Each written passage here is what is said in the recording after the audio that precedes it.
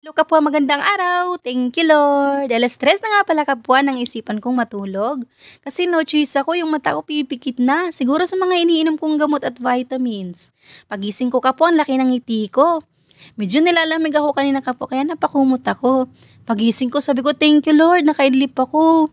Enough ko agad yung electric fan kapwa at ayan, lumabas ako. Naku po kapwa, hapon na di ako nakapag-asikaso. Naisip ko agad kapwa nung ako'y nasa bahay, yung pagising ko ba ng hapon. May lutong ulam na, may sinaing na, at sasabihin na nanay mo, anak, kain na tayo. Yun ang namimiss ko talaga kapwa sa amin, no?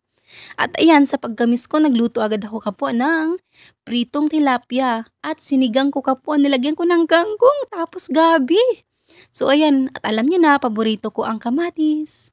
So, thank you Lord sa butihing araw to. Aantayin ko na lang yung kasama ko kapwa kasi kakain na kami maya-maya. At syempre, initin ko to para mainit at masarap.